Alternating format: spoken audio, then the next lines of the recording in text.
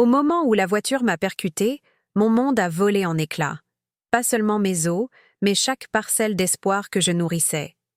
J'étais allongée sur l'asphalte froid, la respiration saccadée, regardant le ciel gris de Paris se brouiller au-dessus de moi. Mon téléphone vibrait sans relâche dans mon sac à main, comme une mauvaise blague.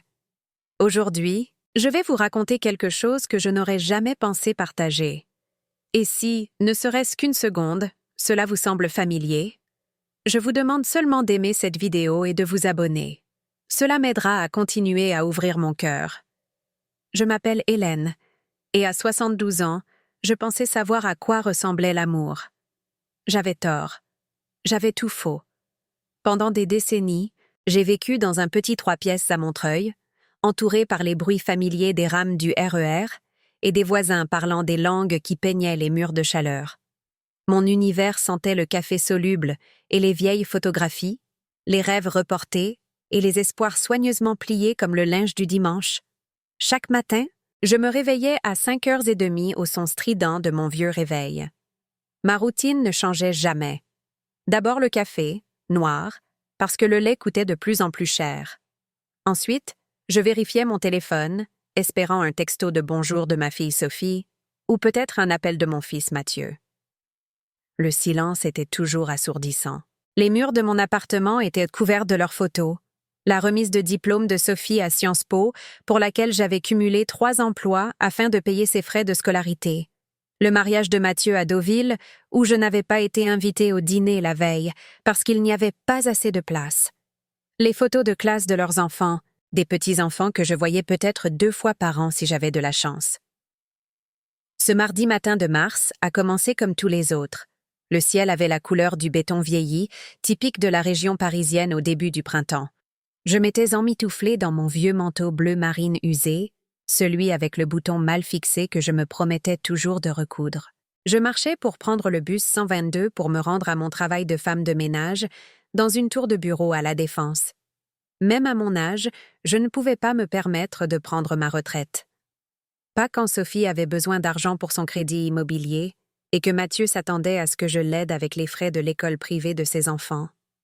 Le choc est venu de nulle part. À un instant, je descendais du trottoir sur l'avenue de la République, et l'instant d'après, je volais dans les airs comme un oiseau brisé. Le temps s'est mis à s'écouler au ralenti. Je me souviens avoir pensé à quel point il était étrange que le ciel paraisse si paisible sous cet angle, alors même que la douleur explosait dans mon corps comme un éclair. Quand j'ai heurté le bitume, tout est devenu silencieux, à l'exception d'un sifflement dans mes oreilles. Du sang s'est accumulé sous ma tête, chaud et collant. Ma jambe droite était pliée dans un angle impossible, et je pouvais sentir un goût de cuivre dans ma bouche. Des gens se sont rassemblés autour de moi, leurs visages flous et inquiets. Quelqu'un appelait les secours. Une autre personne me demandait si j'étais consciente. Mais tout ce à quoi je pouvais penser, c'était mon téléphone. Il vibrait dans mon sac à main, qui avait atterri à quelques mètres de là. Ma première pensée ne concernait ni la douleur, ni la peur. C'était l'espoir. Peut-être que Sophie appelait. Peut-être qu'elle avait cette intuition de mère, ce fil invisible entre nous qui se tendait au moment où j'avais le plus besoin d'elle. Les ambulanciers du SAMU sont arrivés en quelques minutes. Ils étaient jeunes et aimables, me traitant avec la douce efficacité de gens qui comprenaient que chaque seconde comptait. Alors qu'ils me soulevaient sur le brancard, l'une d'eux m'a tendu mon sac à main. « Votre téléphone n'arrête pas de sonner », a-t-elle dit avec un sourire. « Ça doit être la famille qui s'inquiète. » Dans l'ambulance, alors que nous filions à travers la banlieue vers l'hôpital Avicenne, j'ai finalement réussi à consulter mes messages avec des doigts tremblants. Il y avait 17 appels manqués d'un numéro inconnu, probablement du démarchage téléphonique. Un texto de ma voisine, Madame Tran, me demandant si j'avais du sucre en trop. Et puis, enfoui sous le chaos des notifications, un message de Sophie. Je l'ai ouvert avec cet espoir désespéré que seules les mères comprennent. Mon cœur battait déjà la chamade à cause de l'accident, mais ce que j'ai lu l'a complètement arrêté. Je suis à la journée spa de ma belle-mère. Tu me dis si elle meurt. Je l'ai lu 3 fois, espérant chaque fois que les mots se réorganiseraient pour former quelque chose qui ressemblerait à de l'amour. Mais ils ne l'ont pas fait. Le message avait été envoyé 20 minutes après l'accident. D'une manière ou d'une autre, la nouvelle lui était déjà parvenue. Peut-être via la liste des contacts d'urgence dans mon portefeuille. Peut-être qu'un aimable inconnu l'avait appelé après avoir trouvé son numéro dans mon téléphone. Et voici sa réponse. Alors que l'ambulance entrait dans la baie des urgences de l'hôpital, j'ai senti quelque chose se briser en moi qui n'avait rien à voir avec mes os blessés. C'était la fissure finale dans des fondations qui s'effritaient depuis des années. Le dernier fil d'espoir qui m'avait fait croire que mes enfants m'aimaient autant que je les aimais. Mais laissez-moi revenir en arrière. Laissez-moi vous raconter comment nous en sommes arrivés là, parce que cette histoire n'a pas commencé avec un accident de voiture. Elle a commencé il y a 47 ans, quand j'ai tenu ma fille Sophie dans mes bras pour la première fois et que je lui ai promis la lune. Elle a commencé avec chaque sacrifice, chaque nuit blanche, chaque euro que je n'avais pas mais que je trouvais quand même.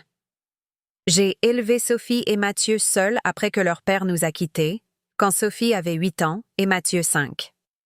Il est parti un jeudi matin après le petit déjeuner, ne laissant rien d'autre qu'un mot sur le comptoir de la cuisine qui disait « Je n'en peux plus ». Aucune explication. Aucune nouvelle adresse. Juste le poids de 2 enfants désemparés et une pile de factures que je ne pouvais pas payer. Ces premières années furent un tourbillon de journées de travail double et de recherche de baby-sitter, de dîners de coquillettes au jambon et de vêtements de seconde main. Je travaillais comme agent d'entretien de nuit dans une tour de bureau à la Défense, rentrant en RER à l'aube, alors que mes enfants dormaient encore. Pendant la journée, je faisais des ménages dans les quartiers riches de Neuilly-sur-Seine, regardant les enfants des autres jouer dans des jardins qui coûtaient plus cher que ce que je ne verrais jamais.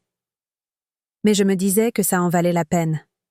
Chaque heure éreintante, chaque moment d'épuisement était un investissement dans leur avenir. Quand Sophie a voulu prendre des cours de danse classique, j'ai trouvé l'argent. Quand Mathieu a eu besoin d'un ordinateur pour l'école, j'ai travaillé des week-ends supplémentaires. Quand Sophie a été acceptée à Sciences Po, j'ai contracté des prêts que je rembourse encore aujourd'hui. Je me souviens du jour de sa remise de diplôme.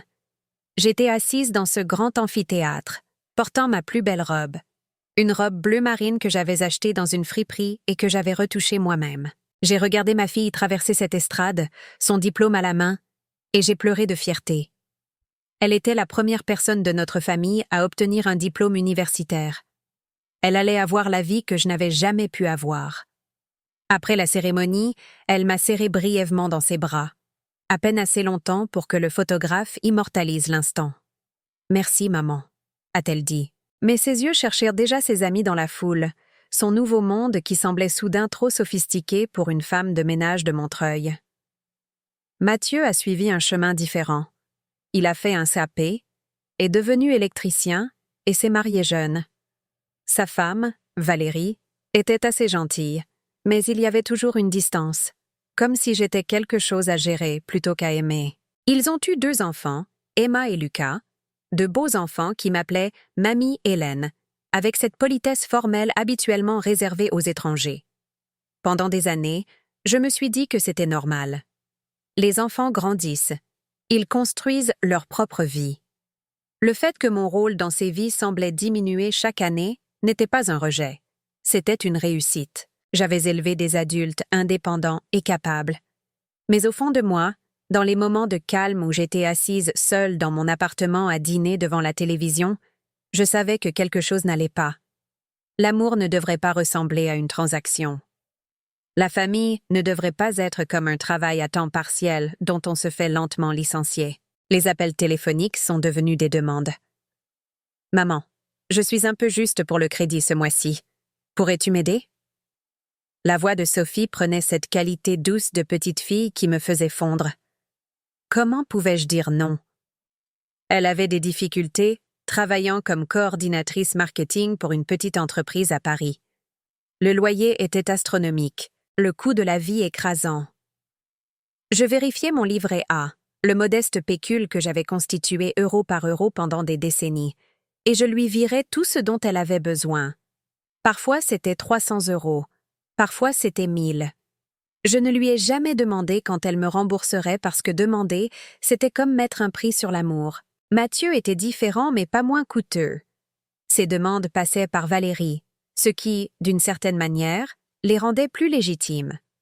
Le camion de Mathieu est en panne, et il a besoin d'un transport fiable pour le travail. Pourrais-tu aider avec un acompte? Ou les enfants ont besoin de nouveaux vêtements pour l'école, et c'est serré ce mois-ci. J'aidais à chaque fois. À quoi servait l'argent de la famille, sinon à ça? Le schéma s'est établi si progressivement que je l'ai à peine remarqué. Sophie appelait quand elle avait besoin de quelque chose. Mathieu passait quand Valérie l'envoyait chercher un chèque. Les petits-enfants apparaissaient pour les anniversaires et Noël, polis et reconnaissant juste le temps de déballer les cadeaux. Et lentement, discrètement, mon compte en banque se vidait. Mais il ne s'agissait pas seulement de l'argent. Ce n'était qu'une partie du tableau. Le vrai chagrin se trouvait dans les petits moments, les cruautés désinvoltes qui s'accumulaient comme la poussière. Le Noël dernier, j'ai passé 3 jours à préparer le dîner pour toute la famille. J'ai acheté des provisions que je ne pouvais pas me permettre, cuisiné des plats maison, dressé la table avec la vaisselle qui avait appartenu à ma mère. Sophie est arrivée avec 2 heures de retard avec une excuse à propos des embouteillages qui ne tenaient pas tout à fait la route. Mathieu est arrivé avec Valérie et les enfants, mais se levait toutes les 5 minutes pour vérifier son téléphone. Les enfants ont mangé rapidement et ont disparu dans le salon avec leurs appareils. Valérie a aidé à débarrasser les assiettes, mais a passé la plupart du temps à parler à sa mère au téléphone. Et Sophie, ma première-née, l'enfant pour laquelle j'avais tout sacrifié, était assise à la table de ma cuisine, faisant défiler les réseaux sociaux pendant que j'essayais de faire la conversation. « Maman, tu as le code du Wi-Fi » a-t-elle demandé sans lever les yeux. Je le lui ai donné, la regardant retourner immédiatement à son téléphone. J'avais passé des mois à planifier ce repas, ce moment. J'avais imaginé des conversations chaleureuses et des rires, des histoires partagées et des souvenirs créés. Au lieu de cela, j'étais assise à ma propre table, me sentant comme une gêne. Quand ils sont partis, Sophie m'a embrassée rapidement sur la joue. « Merci pour le dîner, maman. On devrait faire ça plus souvent. » Mais ses yeux étaient déjà retournés sur son téléphone, déjà ailleurs. J'ai nettoyé seule, faisant la vaisselle et rangeant les restes qui me dureraient une semaine. L'appartement semblait caverneux en leur absence, rempli du fantôme de conversations qui n'avaient jamais eu lieu. Cette nuit-là, allongée dans mon lit, j'écoutais les bruits de mon quartier de Montreuil. Les sirènes au loin, les voisins parlant sur les perrons, le rythme incessant de la ville qui ne dort jamais. J'ai réalisé que je vivais dans une maison d'écho, entourée de gens qui me voyaient comme une commodité plutôt qu'une personne. Mais je trouvais encore des excuses. Ils étaient occupés. La vie moderne était exigeante. La technologie changeait la façon dont les gens se connectaient. J'étais d'une autre génération, avec des attentes différentes. Les signaux d'alarme sont d'abord venus à petite dose. Comme la fois où j'ai été hospitalisée pour une pneumonie il y a 2 hivers. J'ai appelé Sophie de mon lit d'hôpital, la voix faible mais essayant de paraître forte. « Salut ma chérie, je suis à l'hôpital à Vicenne. Rien de grave, mais je pensais que tu devais savoir. »« Oh non maman, je suis tellement désolée. En fait, je suis en déplacement à Marseille cette semaine pour le travail, mais je t'appellerai pour prendre de tes nouvelles. » Elle n'a jamais appelé. Mathieu est venu une fois, restant 20 minutes et passant la plupart de ce temps au téléphone pour le travail dans le couloir. Quand il est parti, il m'a tapoté la main et a promis de prendre de mes nouvelles à mon retour à la maison. J'ai attendu cet appel pendant 3 semaines. Il n'est jamais venu. Je suis sortie de l'hôpital un jeudi après-midi, j'ai pris le bus pour rentrer dans mon appartement vide et j'ai passé la semaine suivante à me rétablir seule. Madame Trend à côté m'a apporté de la soupe une fois, et cette petite gentillesse a signifié plus pour moi que tous les cadeaux coûteux que mes enfants m'avaient offerts au fil des ans. Ou la fois où je suis tombée dans les escaliers de mon immeuble et que je me suis foulée la cheville. J'ai appelé mes 2 enfants, leur expliquant que j'étais blessée et que j'avais peur. Sophie était à la fête d'anniversaire d'une amie et ne pouvait pas partir. Mathieu regardait un match et m'a suggéré d'appeler le SAMU si c'était vraiment grave. J'ai boité jusqu'aux urgences seule. J'ai attendu 4 heures pour être vue et j'ai pris un taxi pour rentrer chez moi avec des béquilles et une ordonnance que je ne pouvais pas me permettre d'acheter. Cette nuit-là, assise sur mon canapé avec ma cheville surélevée et lancinante, je me suis posé une question que j'évitais depuis des années. Si je disparaissais demain, combien de temps mettrait-il à s'en rendre compte? La réponse m'a effrayée plus que n'importe quelle douleur physique. Mais même alors, même avec toutes les preuves qui s'accumulaient comme la neige en hiver à Paris, je continuais à trouver des excuses. Je continuais à croire que l'amour était patient, que la famille était compliquée, que mes attentes étaient trop élevées pour le monde moderne. Le coup de grâce est survenu 6 mois avant l'accident. J'avais économisé pour quelque chose de spécial, juste pour moi. Une petite croisière en Méditerranée, le genre de voyage dont j'avais rêvé pendant des décennies, mais que je ne m'étais jamais autorisée à faire. Ce n'était pas extravagant, juste 7 jours de soleil et de repos, une chance de voir quelque chose au-delà des frontières de Montreuil.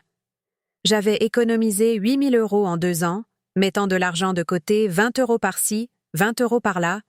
C'était mon pécule secret, ma récompense pour une vie d'abnégation. Puis Sophie a appelé un jeudi soir, en pleurs. Elle avait été licenciée. Ses économies avaient disparu. Elle allait perdre son appartement si elle ne pouvait pas trouver 3 mois de loyer immédiatement. Maman, je ne demanderai pas si je n'étais pas désespérée. J'ai tout essayé. Tu es mon seul espoir. Les larmes dans sa voix m'ont brisé le cœur. Comment pouvais-je partir en vacances alors que ma fille risquait de se retrouver à la rue? Comment pouvais-je être si égoïste? J'ai viré l'argent cette nuit-là. 3 semaines plus tard, en parcourant Facebook, j'ai vu des photos du week-end de Sophie à Deauville.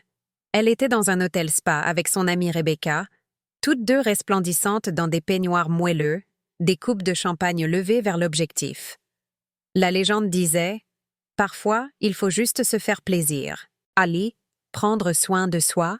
La vie est belle, reconnaissante. » J'ai fixé cette photo pendant un long moment, essayant de concilier la femme désespérée qui m'avait appelée en pleurant avec la personne détendue et radieuse sur l'image. La dissonance cognitive était stupéfiante. Je l'ai appelée ce soir-là. « Sophie, ma chérie, j'ai vu tes photos. Je suis confuse. Ne m'avais-tu pas dit que tu avais des difficultés financières ?» Il y eut une pause. Et quand elle a repris la parole, sa voix avait cette pointe que je commençais à reconnaître. « Maman, Rebecca m'a fait la surprise de ce week-end. Je ne pouvais pas dire non, ça aurait été impoli. En plus, j'avais besoin de décompresser après tout ce que j'ai traversé. Mais pour ton appartement ? Oh, ça s'est arrangé. J'ai parlé à mon propriétaire et on a trouvé une solution. Le mensonge était si désinvolte, si facile, qu'il m'a coupé le souffle. Mes 8 000 €, 2 ans d'économie prudente, avaient financé ce qui semblait être un week-end de luxe pendant que je mangeais des sandwichs au jambon beurre et que j'annulais mon abonnement à la télévision pour économiser de l'argent. Cette nuit-là, j'ai fait quelque chose que je n'avais jamais fait auparavant. Je suis allée sur mon ordinateur et j'ai regardé les comptes de réseaux sociaux de ma fille sur plusieurs mois.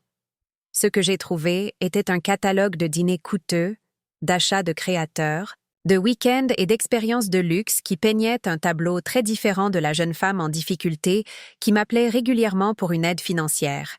J'ai trouvé des photos du sac à main de créateur qu'elle portait à notre dîner de Noël, le même Noël où elle avait mentionné être trop fauchée pour participer aux courses. J'ai trouvé des photos du vin cher qu'elle avait partagé avec des amis la même semaine où elle m'avait demandé de l'aide pour sa facture d'électricité. Le schéma était indéniable. Je n'aidais pas ma fille à traverser des difficultés temporaires. Je finançais un style de vie qu'elle ne pouvait pas se permettre pendant que je vivais comme une indigente. Mais même avec ces preuves, je ne l'ai pas confrontée immédiatement. Au lieu de cela, j'ai fait ce que j'avais toujours fait. J'ai trouvé des excuses. Peut-être qu'elle avait eu du travail en freelance. Peut-être que Rebecca avait vraiment payé pour ses voyages. Peut-être que je comprenais mal la chronologie. Car admettre la vérité aurait signifié reconnaître quelque chose de trop douloureux à supporter. Ma propre fille me mentait, me manipulait, me volait avec l'arme que je lui avais donnée, mon amour inconditionnel.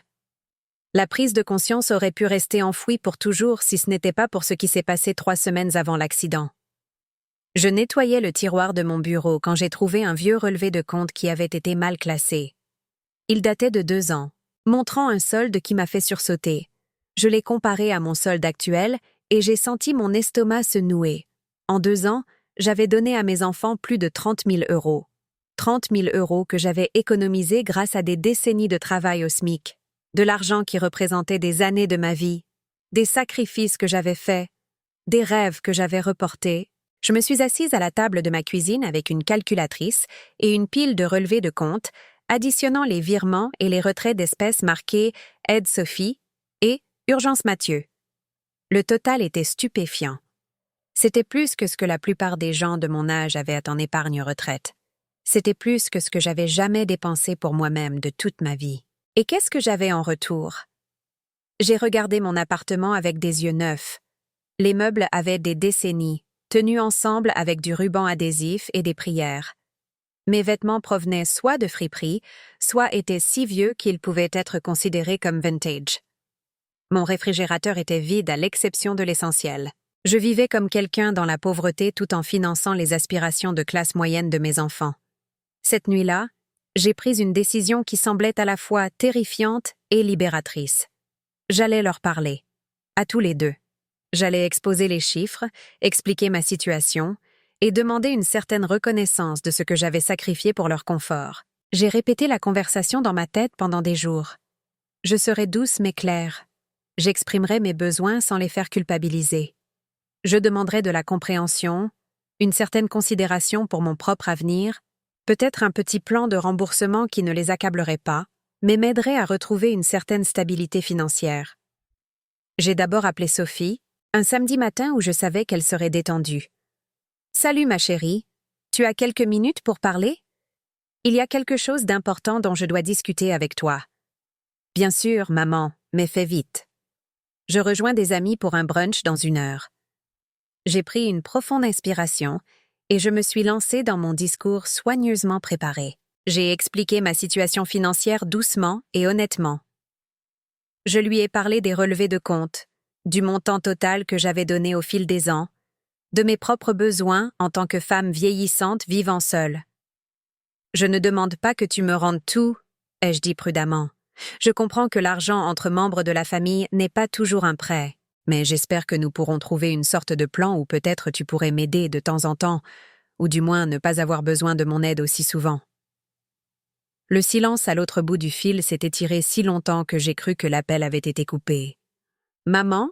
a-t-elle finalement dit, et sa voix était froide d'une manière qui m'a glacé le sang. « Je n'arrive pas à croire que tu tiens des comptes de l'argent que tu m'as donné. Ce n'est pas ce que fait une famille. Ce n'est pas ce que font les mères. »« Je ne tiens pas de compte pour être méchante, » ai-je dit rapidement.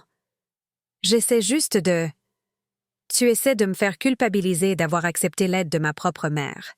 As-tu la moindre idée de ce que ça me fait ressentir? » La conversation a dégénéré à partir de là. Selon Sophie, j'étais manipulatrice, mesquine et cruelle.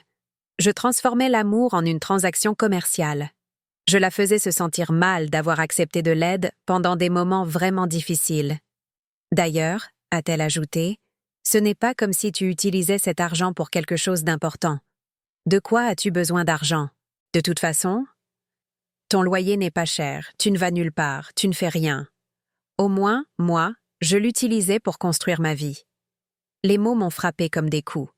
Non seulement elle refusait de reconnaître mon sacrifice, mais elle rejetait toute mon existence comme indigne de considération financière. J'ai essayé d'expliquer à nouveau, plus désespérément cette fois.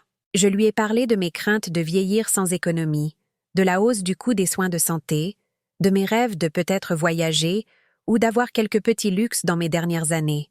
« Maman, tu es dramatique. Tu es en bonne santé, tu as ton appartement, tu as une famille qui t'aime. De quoi as-tu besoin de plus? » Quand j'ai raccroché cet appel, je suis restée assise dans ma cuisine, tremblante. La conversation avec Mathieu s'est encore plus mal passée. Il m'a accusée d'essayer de le faire culpabiliser et a suggéré que je devrais être reconnaissante que mes enfants me parlent encore.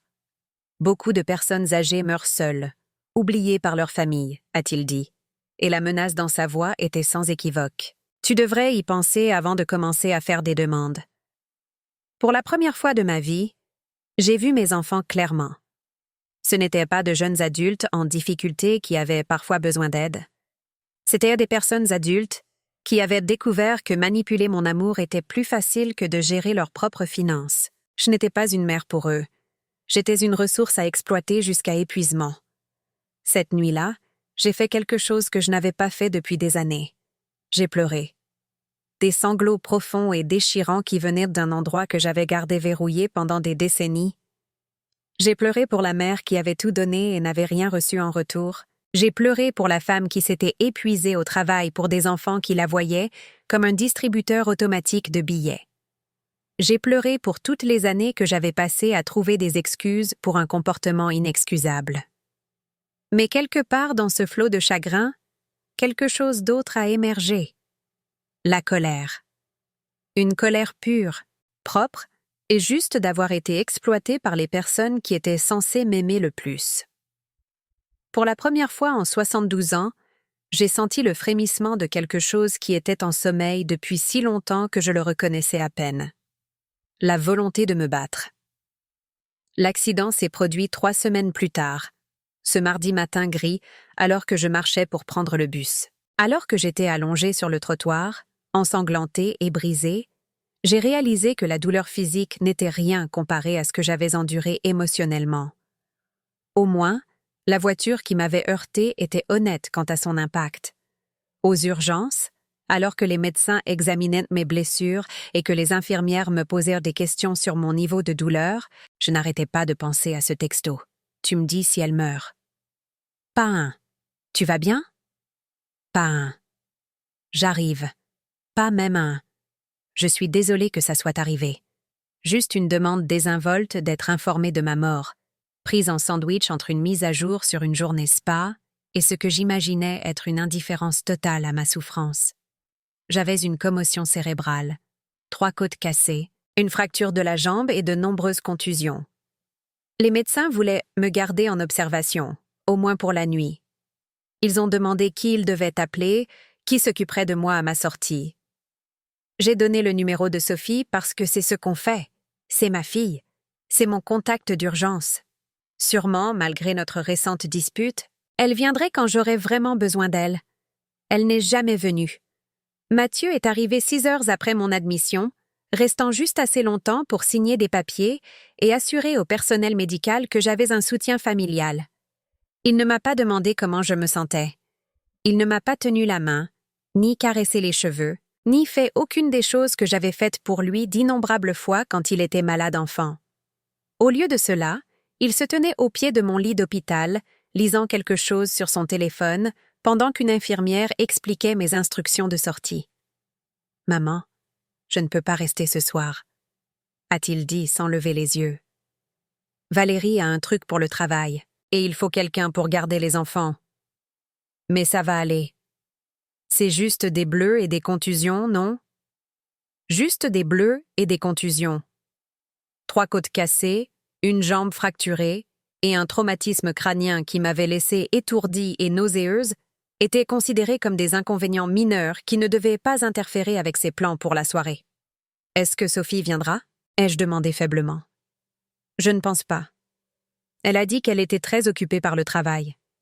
Trop occupée pour sa mère blessée, mais pas trop occupée pour une journée au spa. Cette première nuit seule dans mon appartement après l'accident a été la plus longue de ma vie. Chaque mouvement envoyait des élancements de douleur à travers mon corps. Je ne pouvais pas lever les bras pour atteindre les choses dans mes placards de cuisine. Je ne pouvais pas me pencher pour ramasser les pilules que je faisais tomber.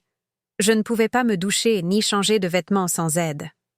On m'avait donné une liste de signes avant-coureurs à surveiller, des symptômes qui indiqueraient une complication grave nécessitant une attention médicale immédiate. Allongée dans mon lit, chaque mal de tête et chaque vague de nausée me semblait potentiellement mortelle. J'avais peur. J'étais seule. Et j'en avais enfin, complètement, assez de prétendre que c'était normal.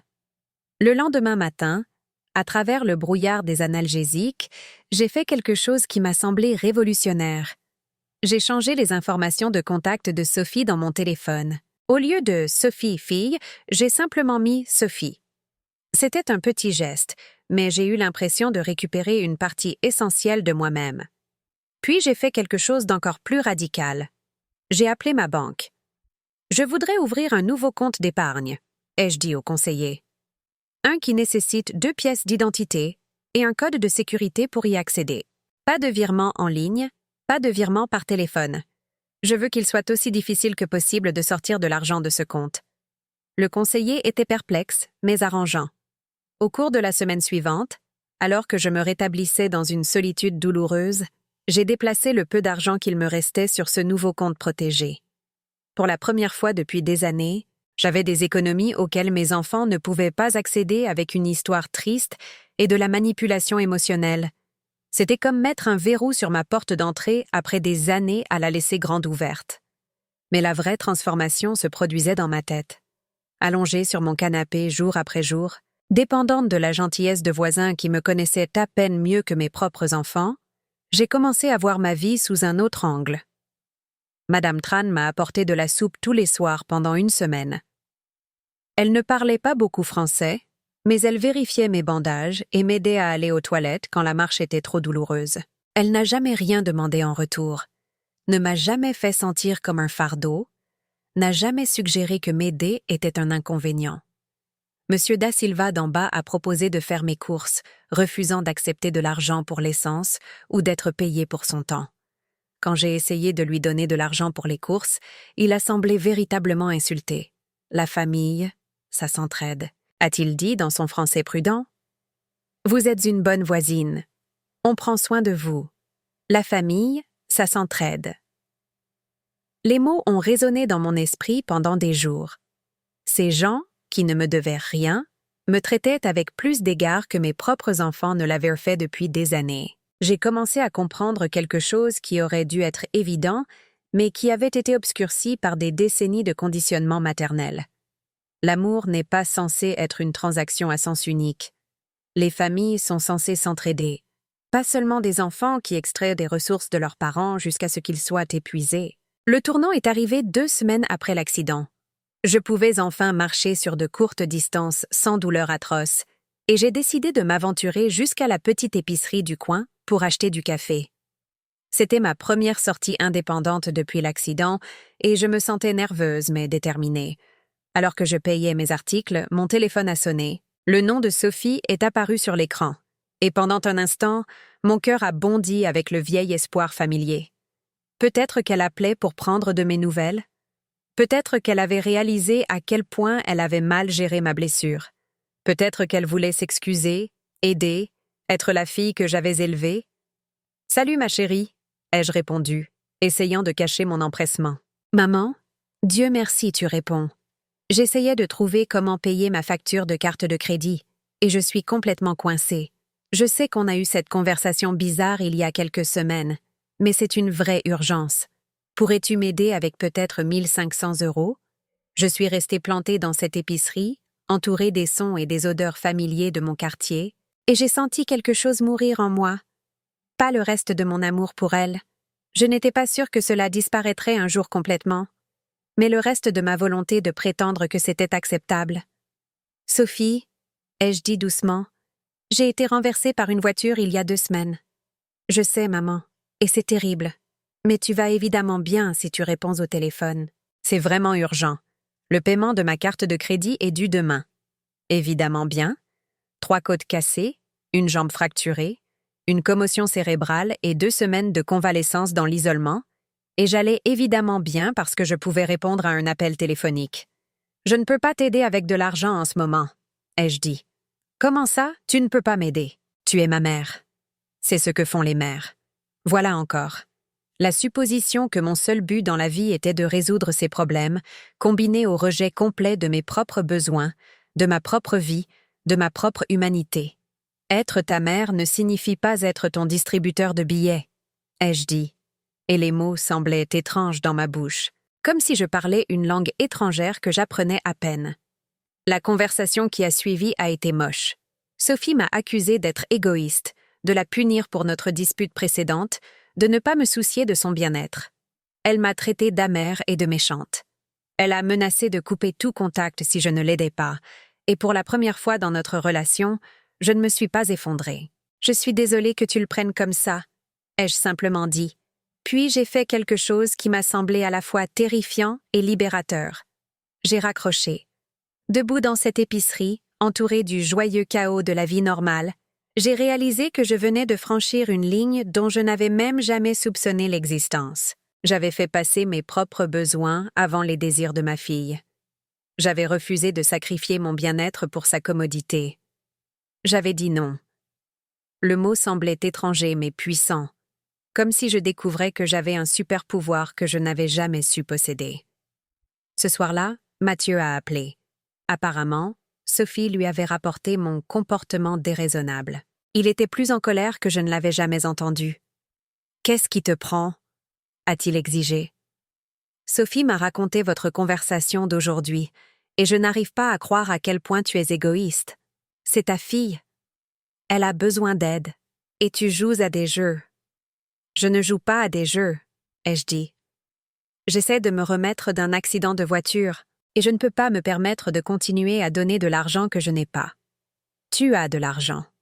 Tu as toujours eu de l'argent quand on en avait besoin avant. » Cet argent venait de quelque part, Mathieu. Il venait de moi qui faisais des heures supplémentaires, de moi qui n'achetais pas les choses dont j'avais besoin, de moi qui n'avais aucune économie pour mon propre avenir. C'est ce que font les parents, a-t-il dit avec dédain. Ils se sacrifient pour leurs enfants. Ce n'est pas comme si tu avais besoin de grand-chose de toute façon.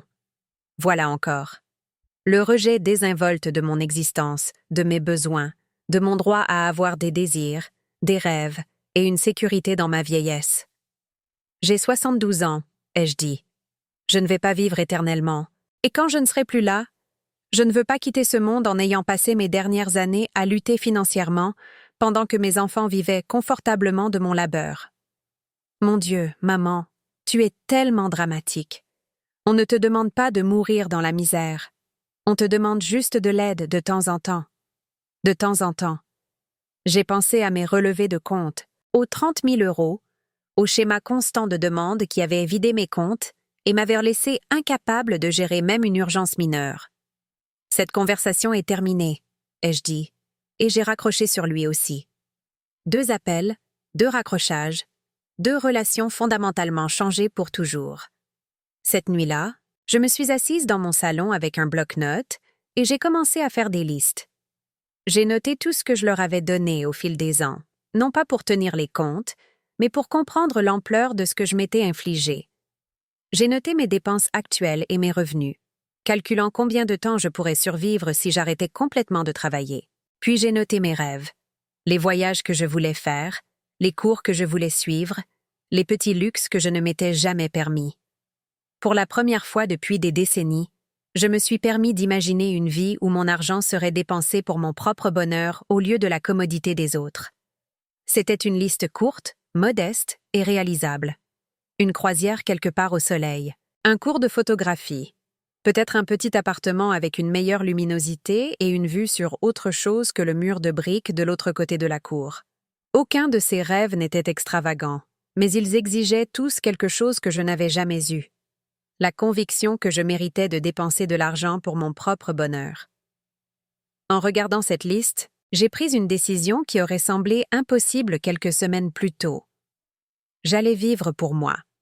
Pas exclusivement, pas égoïstement, mais sincèrement.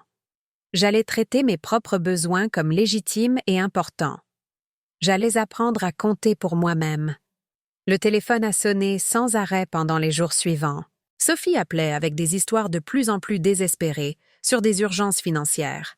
Mathieu appelait avec des chantages affectifs sur les obligations familiales et des menaces concernant des petits-enfants que je ne reverrai peut-être jamais.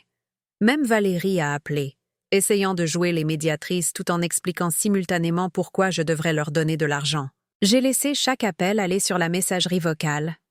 Écouter ces messages, c'était comme entendre une langue étrangère que j'avais autrefois parlé couramment. La manipulation émotionnelle, la supposition que mon argent leur revenait de droit, la cruauté désinvolte déguisée en dynamique familiale, tout semblait si clair maintenant que je n'y répondais plus en temps réel. Un message de Sophie était particulièrement éclairant. « Maman, je ne comprends pas ce qui t'est arrivé depuis ton accident. Tu es devenue une personne complètement différente, et c'est vraiment effrayant. La mère avec qui j'ai grandi n'aurait jamais traité ses enfants de cette façon. Je commence à penser que tu as peut-être eu des lésions cérébrales qu'ils n'ont pas détectées. Tu devrais peut-être voir un médecin pour des changements de personnalité, parce que ça ne te ressemble pas du tout. Des lésions cérébrales. Elle suggérait que j'avais des lésions cérébrales parce que j'avais refusé de lui donner de l'argent pour sa carte de crédit pendant que je me remettais d'un accident de voiture. Mais d'une certaine manière, elle avait raison. J'étais devenue une personne différente. L'accident avait ébranlé quelque chose en moi. Une acceptation profonde des mauvais traitements que j'avais portés si longtemps, que cela faisait partie de mon squelette. Pour la première fois de ma vie d'adulte, je réfléchissais clairement à mes relations, à ma valeur, à mon avenir. Et ce que j'ai vu m'a horrifiée. J'avais élevé 2 personnes qui me voyaient comme une ressource plutôt que comme une personne. Je leur avais appris par des décennies de comportements que mes besoins n'avaient pas d'importance, que mon argent était le leur et que mon amour était inconditionnel, peu importe à quel point ils me traitaient mal. J'avais créé ce monstre, et maintenant je devais décider si je devais continuer à le nourrir ou le laisser mourir de faim.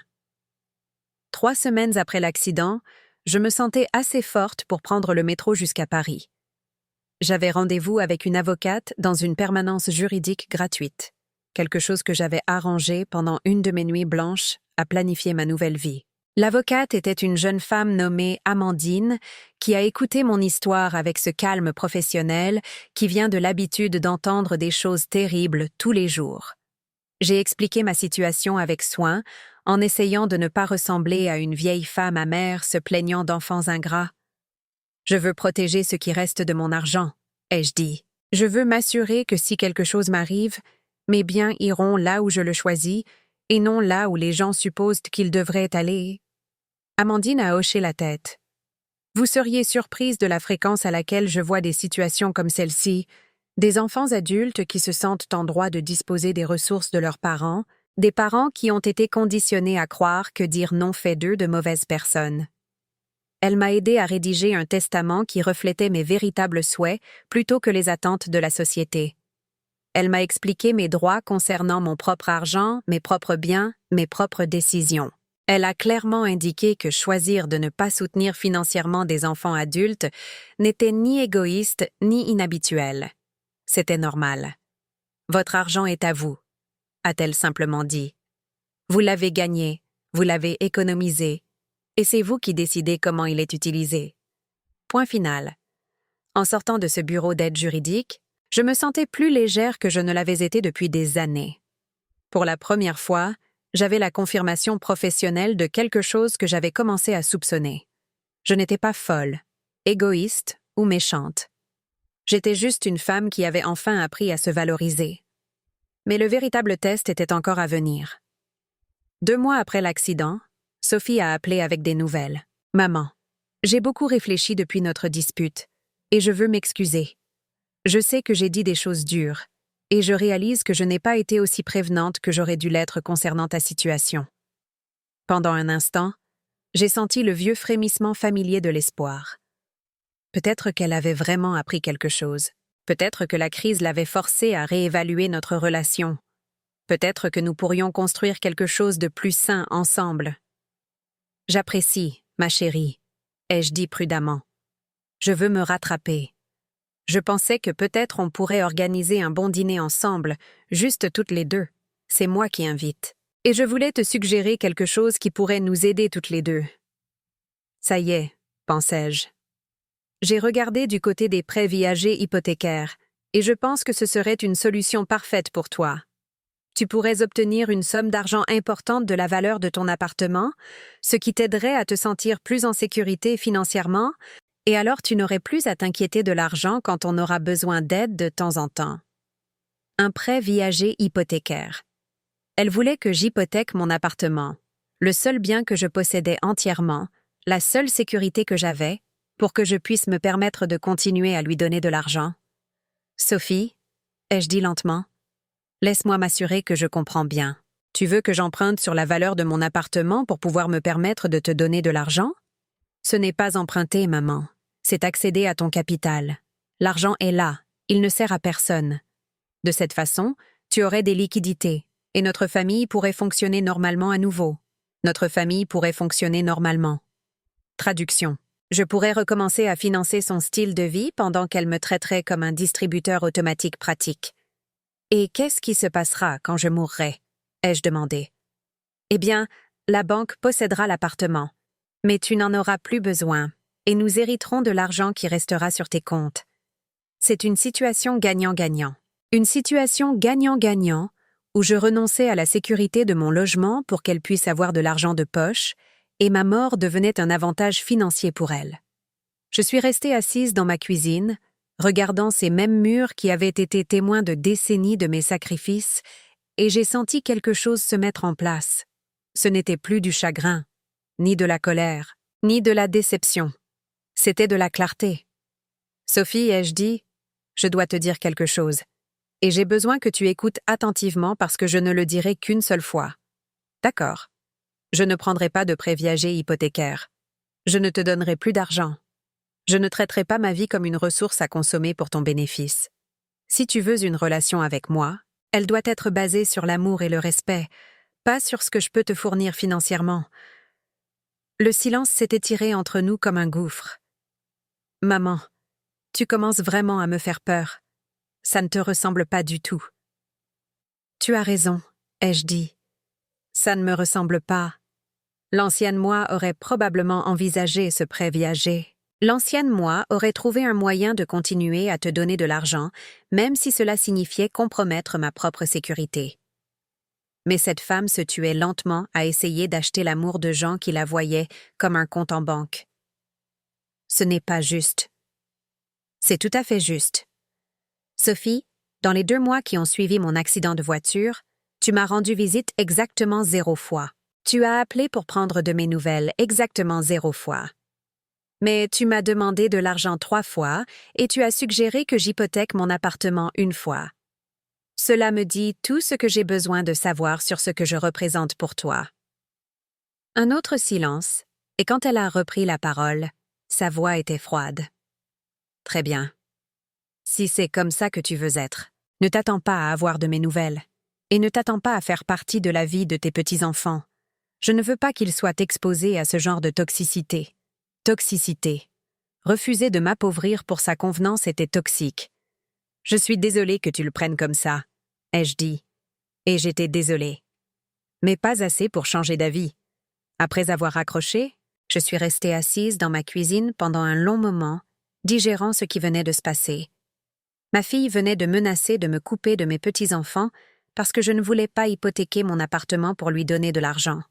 La femme qui l'avait portée dans son ventre pendant 9 mois, qui avait cumulé plusieurs emplois pour la mettre à l'université, qui lui avait donné 30 000 € au cours des 2 dernières années, était maintenant qualifiée de toxique pour avoir fixé des limites financières. Mais au lieu du désespoir écrasant que je m'attendais à ressentir, autre chose a émergé. Le soulagement. Pour la première fois depuis des décennies, je savais exactement où j'en étais. La relation avait été dépouillée de toute prétention, de toute fausse affection, de toutes obligations fabriquées. Nous comprenions toutes les deux ce qu'elle était vraiment, un arrangement financier déguisé en amour familial. Et je me retirais de cet arrangement. La confrontation avec Mathieu a eu lieu 1 semaine plus tard. Il s'est présenté à mon appartement sans prévenir, entrant avec la clé que je lui avais donnée des années plus tôt en cas d'urgence. J'étais assise à la table de ma cuisine en train de faire un puzzle, un petit plaisir que je m'étais offert maintenant que je n'envoyais plus tous mes revenus discrétionnaires à mes enfants, quand j'ai entendu ma porte d'entrée s'ouvrir. « Maman » a-t-il appelé. Dans la cuisine, ai-je répondu, sans me lever. Il est apparu dans l'encadrement de la porte, l'air agité et mal à l'aise. « Il faut qu'on parle. » « De quoi ? » ?»« De toute cette situation avec Sophie. » »« Elle est vraiment bouleversée, maman. Elle pleure depuis des jours. Tu l'as vraiment blessée. J'ai regardé mon fils, le petit garçon que j'avais autrefois réconforté lors de cauchemars et de genoux écorchés, et j'ai vu un homme d'âge moyen qui s'était convaincu que mon refus d'être exploité était un acte de cruauté envers sa sœur. Je suis désolée qu'elle soit bouleversée, ai-je dit. Mais je ne suis pas responsable de sa réaction émotionnelle à mes limites financières. Des limites financières? C'est comme ça que tu appelles ça. Maman, tu es sa mère. Tu ne peux pas juste couper les ponts avec tes enfants parce que tu es de mauvaise humeur.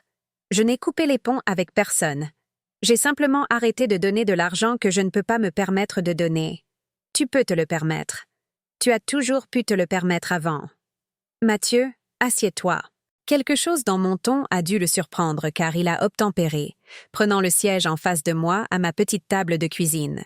« Je veux te montrer quelque chose », ai-je dit, en sortant un dossier que j'avais préparé pour cette conversation précise. À l'intérieur se trouvaient des photocopies de mes relevés de compte des 3 dernières années, avec tous les virements à mes enfants surlignés en jaune. J'ai étalé les papiers devant lui comme des preuves dans un procès. « C'est la somme que je vous ai donnée, à toi et à ta sœur, au cours des 3 dernières années, ai-je dit, en montrant le total que j'avais calculé en bas de la page. 37 400 €. Les yeux de Mathieu se sont écarquillés en parcourant les documents. C'est la somme qu'il me reste sur mon compte épargne, ai-je continué, en lui montrant mon solde actuel. 832 €. Il est resté silencieux un moment, regardant les chiffres. Tu comprends ce que ça veut dire? Ai-je demandé doucement. Ça veut dire que j'ai donné presque toutes les économies de ma vie pour aider mes enfants, et maintenant je vis au jour le jour à 72 ans. Je ne savais pas que c'était autant, a-t-il dit doucement. Je ne te l'ai pas dit parce que je ne voulais pas que tu te sentes coupable. Mais je veux que tu comprennes pourquoi je ne peux pas continuer à faire ça. Je n'essaie pas de punir qui que ce soit ou d'être vindicative. J'essaie de survivre. Mathieu a regardé les papiers pendant un long moment avant de reprendre la parole. Mais maman, on ne t'a pas demandé de nous donner tout ton argent. On a juste demandé de l'aide quand on en avait besoin. Voilà. L'incapacité de relier ces demandes individuelles à leur impact cumulatif. La supposition que, parce que chaque demande était raisonnable isolément, l'effet total ne devait pas avoir d'importance. Mathieu, je dois te demander quelque chose, et je veux que tu réfléchisses bien avant de répondre. Il a hoché la tête. Au cours de la dernière année, combien de fois m'as-tu appelé juste pour parler? Pas pour demander quelque chose, pas à cause d'une urgence, juste pour prendre de mes nouvelles et voir comment j'allais. Il a ouvert la bouche pour répondre, puis l'a refermée. Je pouvais le voir réfléchir, fouiller dans sa mémoire. « Je n'essaie pas de te piéger », ai-je dit. « Je suis sincèrement curieuse. »« Je ne sais pas », a-t-il finalement dit. « Je suis occupée avec le travail et les enfants. Tu sais comment c'est? » Je sais comment c'est. Mais je sais aussi que tu as trouvé le temps de m'appeler 4 fois au cours de la dernière année pour demander de l'argent et 0 fois juste pour voir si j'allais bien. Le calcul était brutal et indéniable. Et quand j'ai été heurtée par cette voiture, ai-je continué, sais-tu quelle a été ta première préoccupation quand tu es venue à l'hôpital? M'assurer que tu allais bien? Non. Ta première préoccupation était de t'assurer que quelqu'un pouvait signer des papiers pour que tu n'aies pas à rester longtemps. Tu as passé plus de temps sur ton téléphone ce jour-là qu'à me parler. Le visage de Mathieu rougissait. Ce n'est pas juste. J'avais beaucoup de choses à gérer ce jour-là. Tu avais beaucoup de choses à gérer? C'est moi qui ai été renversée par une voiture. Nous sommes restés en silence pendant plusieurs minutes, le poids de toutes ces vérités non dites s'installant entre nous comme de la poussière. « Qu'est-ce que tu attends de moi ?» a-t-il finalement demandé. « Je veux que tu me vois comme une personne au lieu d'une ressource. Je veux que tu considères mes besoins de temps en temps. Je veux des appels qui ne soient pas des demandes d'argent. Je veux des visites qui ne soient pas des rendez-vous pour récupérer des chèques. Et si je ne peux pas faire ça? » La question flottait dans l'air comme un défi et une menace. Alors je suppose que nous apprendrons tous les deux quelle sorte de relation nous avons vraiment, ai-je dit. Après le départ de Mathieu, j'ai fait quelque chose que je n'avais jamais fait de ma vie d'adulte. J'ai appelé mon travail pour dire que j'étais malade, non pas parce que j'étais physiquement malade, mais parce que j'avais besoin de temps pour réfléchir, pour digérer, pour savoir ce qui allait suivre. J'ai passé la journée à me promener dans mon quartier avec un regard neuf. J'ai remarqué des choses que j'avais été trop fatiguée ou distraite pour voir auparavant. Le petit jardin partagé où des hommes âgés maghrébins cultivaient des tomates et se disputaient à propos de football, le salon de coiffure où des femmes africaines se rassemblaient pour bavarder et rire, le petit café tenu par une famille grecque qui servait le même café depuis 30 ans. C'était mon monde, ma communauté, mon lieu de vie. J'avais été si concentrée sur le fait d'être une mère pour des enfants ingrats que j'avais oublié d'être une voisine, une amie, une personne avec des intérêts et des relations au-delà de ma famille. Ce soir-là, j'ai fait quelque chose de révolutionnaire. Je suis allée au café et je me suis assise à une petite table avec un livre et une tasse de café. Je n'attendais personne. Je ne rencontrais personne. Je ne faisais rien de productif.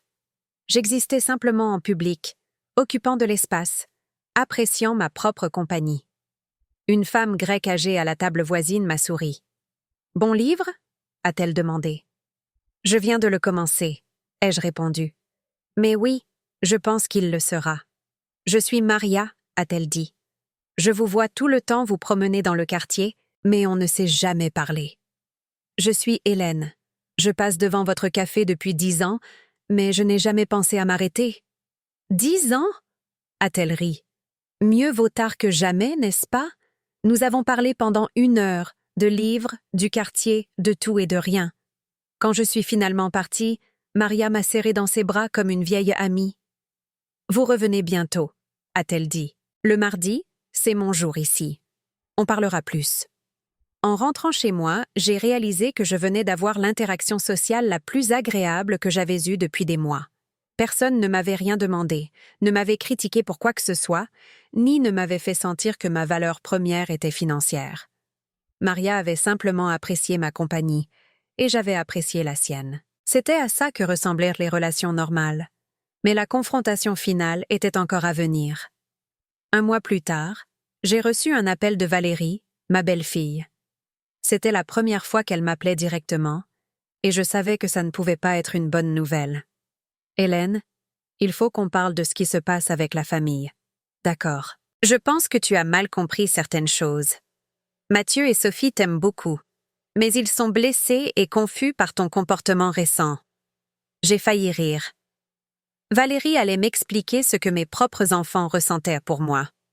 Ils s'inquiètent que tu t'isoles et que tu prennes des décisions basées sur la colère au lieu de l'amour. Quelle décision? Eh bien, ton refus de les aider quand ils ont des difficultés financières, tes menaces de couper les ponts, la façon dont tu traites leurs demandes d'aide comme des attaques personnelles.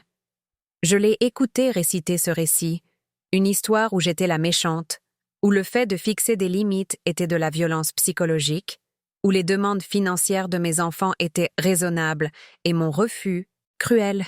« Valérie, ai-je dit quand elle a eu fini, puis-je te demander quelque chose? » « Bien sûr. Si ta mère t'avait donné 40 000 € au cours des dernières années, et qu'ensuite elle était renversée par une voiture et qu'aucun de ses enfants ne lui rendait visite à l'hôpital, trouverais-tu cela approprié? C'est différent. En quoi est-ce différent? Eh bien, tes enfants ont leur propre vie, leur propre responsabilité. Ils ne peuvent pas tout laisser tomber chaque fois que tu as un problème. Mais moi, je peux tout laisser tomber chaque fois qu'ils ont un problème financier? C'est ce que fait la famille. C'est ce que font les parents. Voilà encore. La supposition que l'obligation familiale ne va que dans un sens, qu'être parent signifie une servitude permanente, que mes besoins sont intrinsèquement moins importants que les leurs. Valérie, laisse-moi être très claire sur quelque chose. J'aime mes enfants, mais je ne vais plus m'immoler par le feu pour les garder au chaud. S'ils veulent une relation avec moi, elle doit être basée sur le respect mutuel et la considération. S'ils ne veulent qu'un accès à mon compte courant, alors nous n'avons pas vraiment de relation de toute façon. Mais qu'en est-il des petits-enfants? Ne veux-tu pas faire partie de leur vie? Et voilà. L'arme finale de leur arsenal. La menace de me priver de mes petits-enfants si je ne me soumettais pas à l'exploitation financière. Bien sûr que je veux faire partie de leur vie, ai-je dit, mais pas à n'importe quel prix. Si le prix pour voir mes petits-enfants est de me ruiner pour financer votre style de vie, alors ce n'est pas de l'amour, c'est de l'extorsion. La conversation s'est mal terminée, comme je le savais. Valérie était en colère, sur la défensive, et complètement incapable d'envisager que sa famille puisse mal me traiter. Dans son récit, j'étais une vieille femme égoïste qui choisissait l'argent plutôt que la famille. Mais je commençais à comprendre que ce récit leur était nécessaire.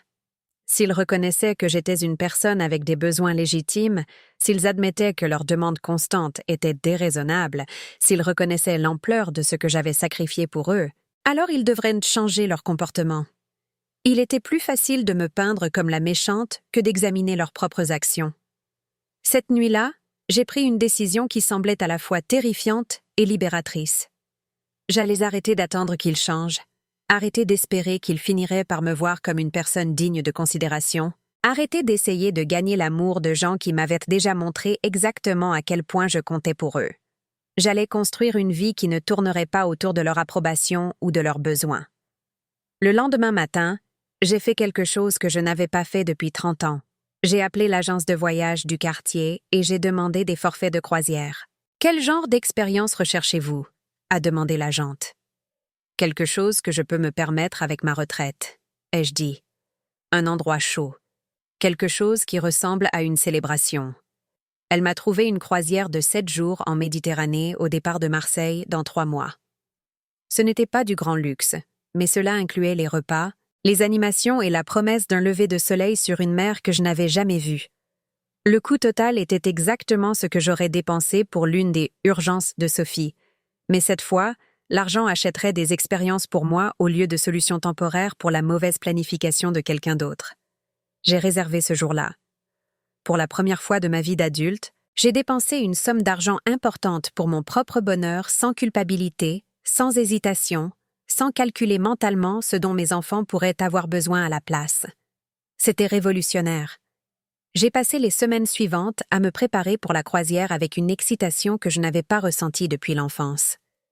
J'ai acheté de nouveaux vêtements, pas chers, mais neufs pour moi et choisis selon mes propres préférences plutôt que ce qui était pratique ou invisible.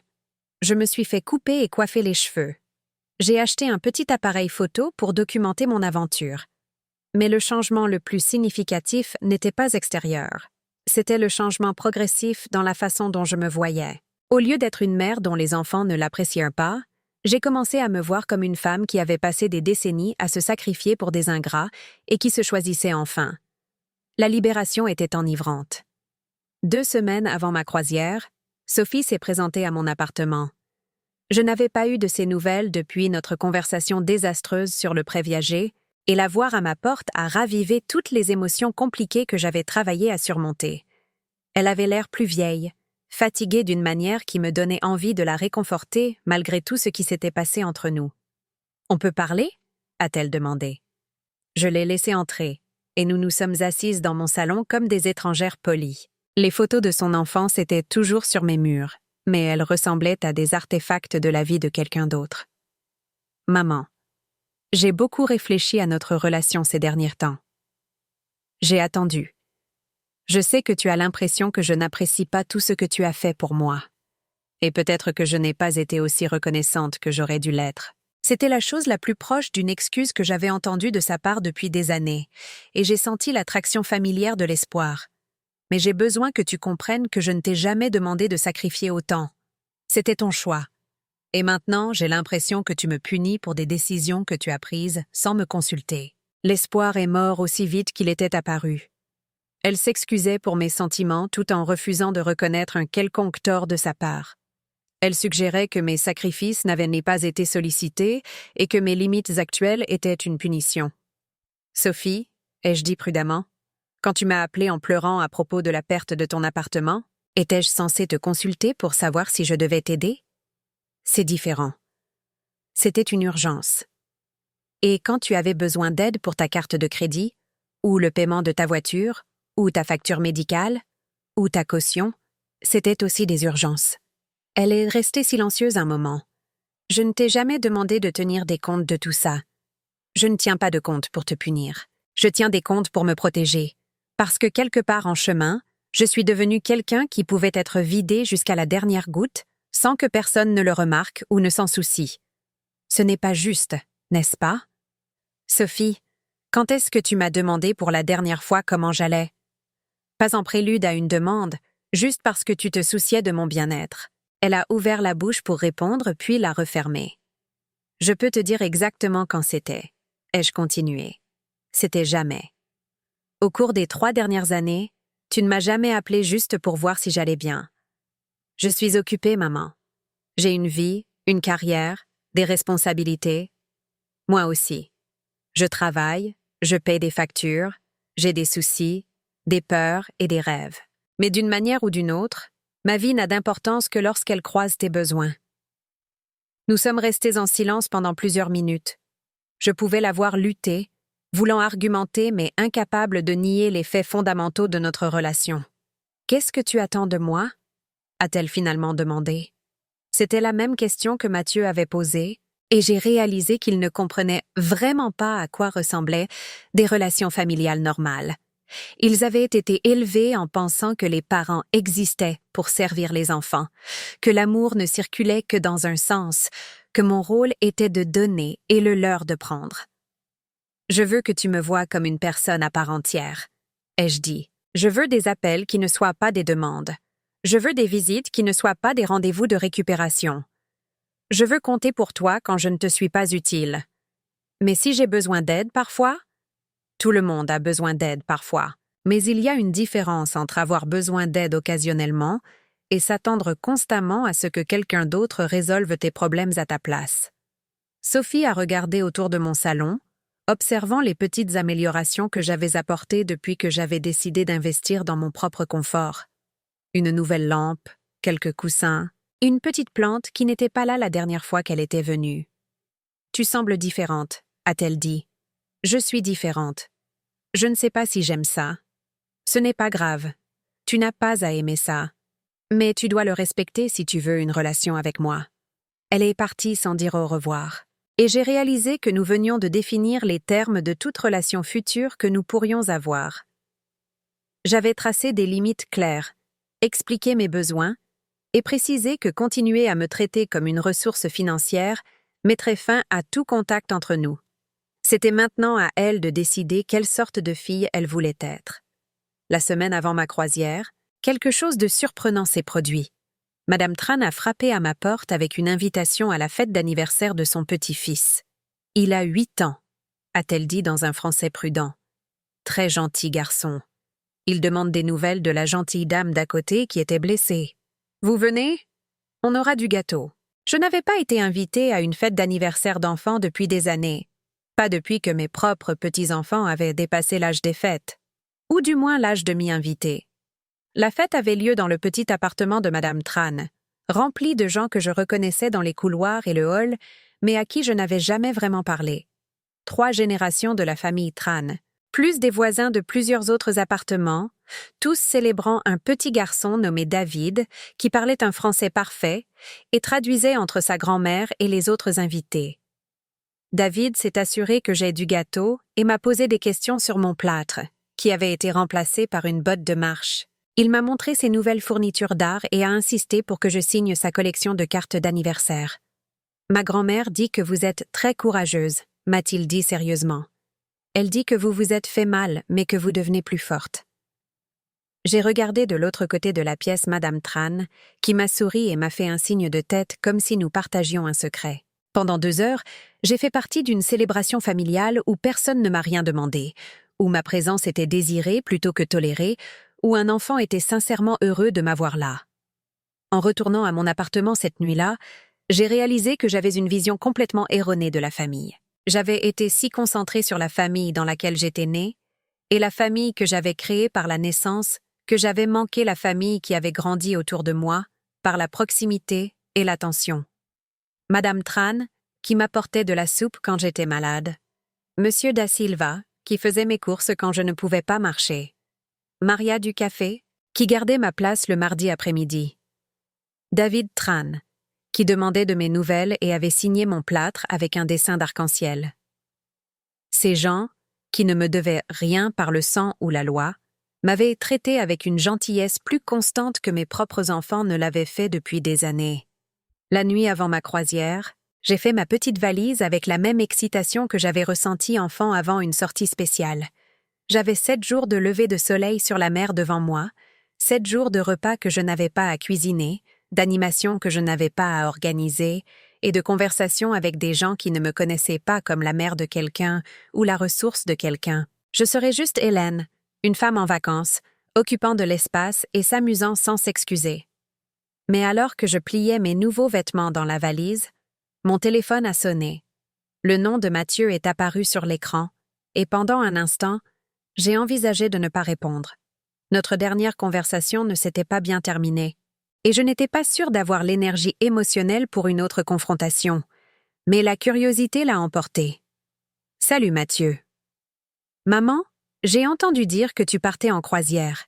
Valérie devait me surveiller d'une manière ou d'une autre, bien que je ne puisse pas imaginer comment elle avait découvert mon voyage. Oui, je pars demain matin. Ne penses-tu pas que c'est un peu irresponsable? Dépenser de l'argent pour des vacances alors que ta famille a des difficultés? Et voilà. Même ma décision de dépenser mon propre argent pour mon propre bonheur était présentée comme une trahison des obligations familiales. Mathieu, ma famille n'a pas de difficultés. Mes enfants adultes sont parfois confrontés aux mêmes défis financiers que tous les adultes et ils ont pris l'habitude que quelqu'un d'autre résolve ces défis pour eux. Ce n'est pas la même chose. N'est-ce pas? Quand as-tu résolu un problème financier pour la dernière fois sans me demander de l'aide d'abord? Silence. J'ai 72 ans, ai-je continué. J'ai travaillé pendant 55 ans. J'ai élevé 2 enfants, j'en ai mis un à l'université, et j'ai donné presque toutes mes économies à des gens qui expriment rarement de la gratitude et ne rendent jamais l'appareil. Si je veux faire une croisière, je vais faire une croisière. Très bien, a-t-il dit, et sa voix avait cette pointe familière de manipulation émotionnelle. Mais ne viens pas pleurer chez nous quand tu n'auras plus d'argent et que tu auras besoin d'aide. La menace était sans équivoque. Si je dépensais mon argent pour moi au lieu de le dépenser pour eux, ils ne m'aideraient pas quand j'en aurais besoin. L'ironie était stupéfiante. Il menaçait de retirer un soutien qu'il n'avait jamais fourni en premier lieu. Mathieu, quand suis-je déjà venu te demander de l'aide financière? Un autre silence. Quand ai-je déjà demandé de résoudre mes problèmes à ma place? C'est différent. Ce n'est pas différent. C'est exactement la même chose, sauf que le flux de soutien n'a été que dans un sens pendant 30 ans. Après avoir raccroché, j'ai réalisé quelque chose qui aurait dû être évident, mais qui m'avait pris 7 décennies à comprendre. Mes enfants ne m'aimaient pas vraiment, dans un sens significatif du terme. Ils aimaient ce que je leur fournissais. Ils appréciaient ce que je sacrifiais pour eux. Ils valorisaient mon utilité pour leur confort et leur sécurité. Mais ils ne m'aimaient pas en tant que personne avec mes propres besoins, rêves, peurs et limitations. Ils ne me voyaient pas comme quelqu'un digne d'être soigné, dont on prend des nouvelles ou à qui on pense. J'étais une fonction, pas une personne. Une ressource, pas une relation. Et pour la première fois, cette prise de conscience ne m'a pas dévastée. Elle m'a libérée. La croisière a été tout ce que j'avais espéré, et plus encore. 7 jours à me réveiller sans obligation, à manger des repas préparés par quelqu'un d'autre, à regarder les levées de soleil sur une eau qui s'étendait jusqu'à l'horizon, comme une possibilité liquide. J'ai rencontré d'autres femmes voyageant seules, des femmes avec des histoires qui faisaient écho à la mienne de manière surprenante. Pascal de Lyon, dont le fils avait déménagé à l'autre bout du pays et appelait 2 fois par an. Catherine de Lille, dont la fille avait dépensé son héritage de son vivant, puis se plaignait de devoir lui rendre visite en maison de retraite. Nous avons partagé des histoires, des repas et de longues conversations sur les étranges attentes placées sur les mères, la culpabilité que nous avions portée pour avoir fixé des limites, le soulagement de nous choisir enfin. Le 4e jour, alors que nous étions assises sur des chaises longues à regarder les dauphins jouer dans notre sillage, Catherine a dit quelque chose qui a changé ma façon de penser à tout ce qui m'était arrivé. « Vous savez ce que j'ai réalisé ?» a-t-elle dit. « Nous avons élevé nos enfants pour qu'ils soient des adultes indépendants et réussis. Et ensuite, nous agissons comme si c'était une tragédie quand ils deviennent réellement indépendants et n'ont plus besoin de nous. Mais ce n'est pas ce qui nous est arrivé, » a objecté Pascal. « Nos enfants ont besoin de nous. Ils ont juste besoin de nous pour l'argent. » Exactement, a poursuivi Catherine. Nous avons réussi à élever des adultes, mais nous avons échoué à élever des personnes qui savaient nous aimer en retour.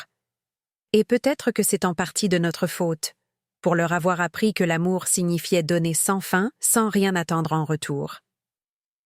J'ai réfléchi à cette conversation pendant le reste de la croisière.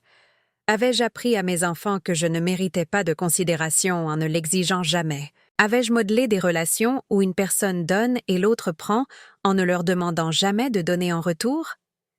C'était une prise de conscience douloureuse, mais aussi libératrice.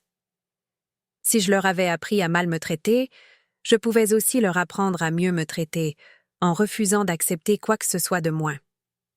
La dernière nuit de la croisière, je me tenais sur le pont, regardant la lune se refléter sur l'eau calme de la Méditerranée, et j'ai pris une décision sur le genre de vie que je voulais vivre pour les années qu'il me restait.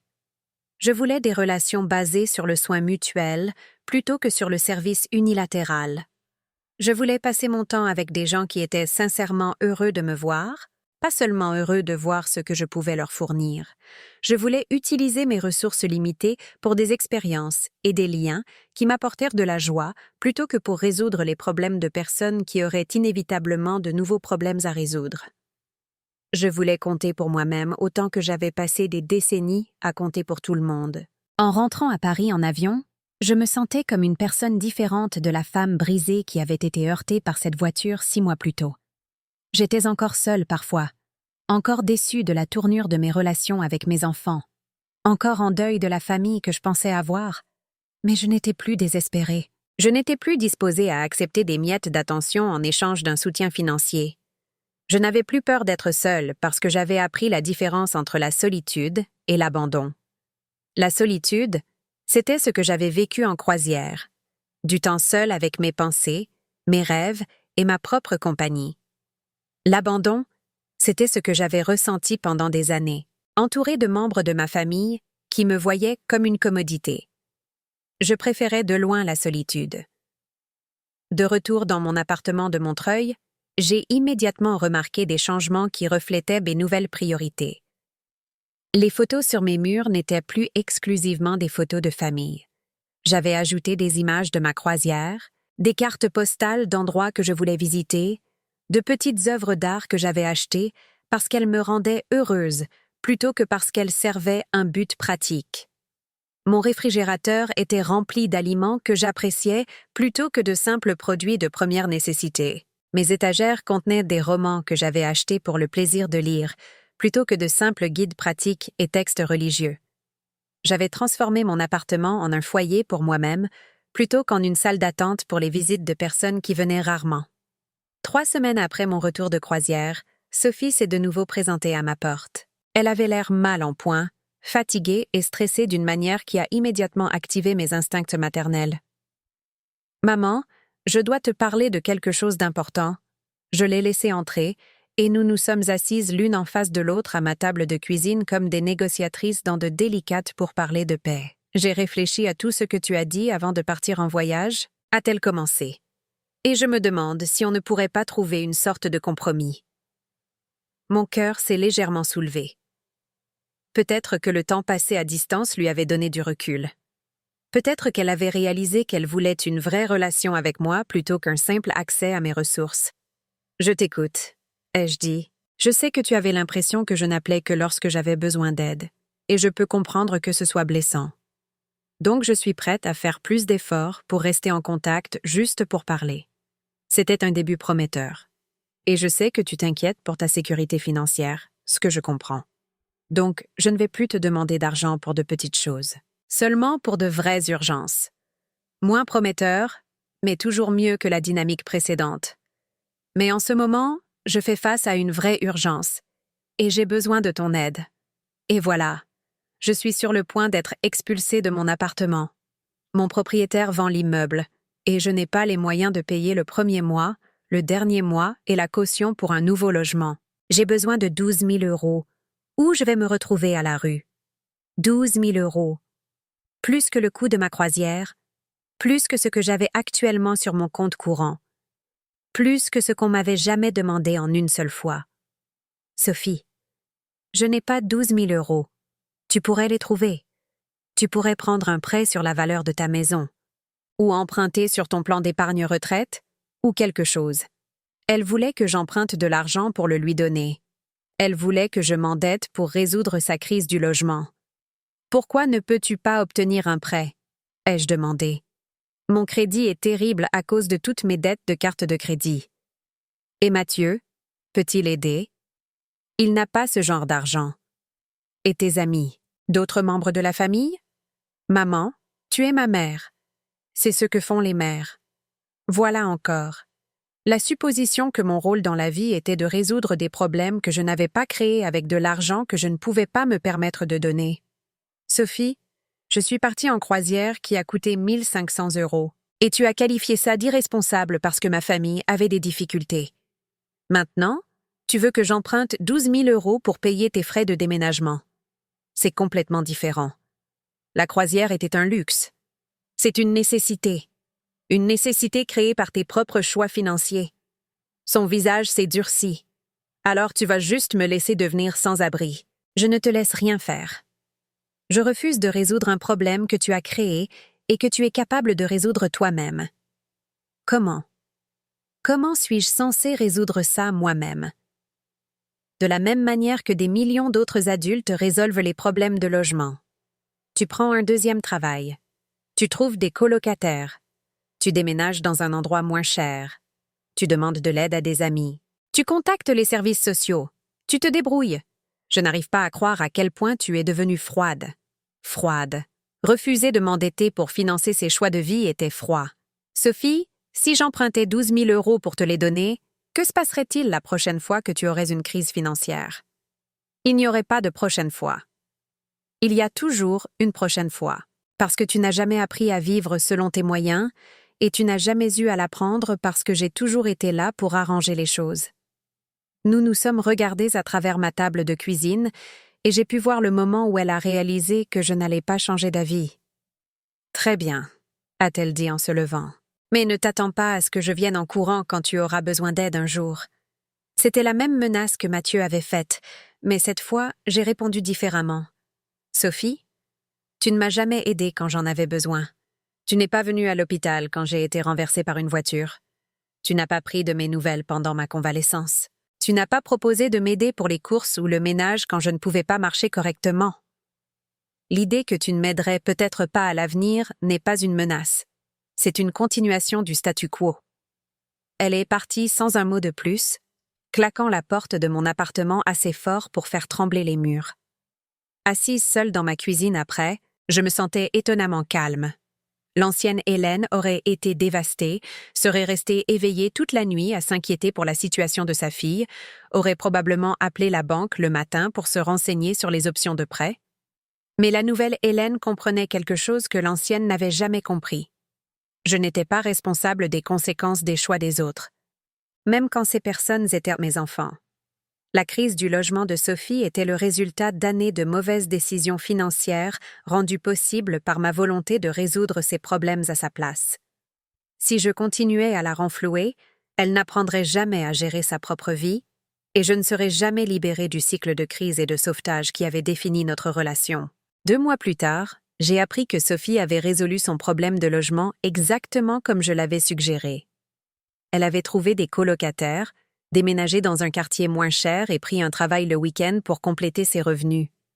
Elle allait bien, comme je savais qu'elle irait. Le fait de savoir qu'elle avait été parfaitement capable de gérer ses propres problèmes tout ce temps était à la fois une validation et un crève-cœur.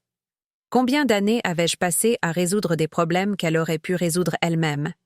Quelle partie de ma vie avais-je gaspillé à jouer les sauveteuses pour des gens qui n'avaient pas besoin d'être sauvés? Mais je ne me suis pas attardée longtemps sur ces questions. J'étais trop occupée à planifier ma prochaine aventure.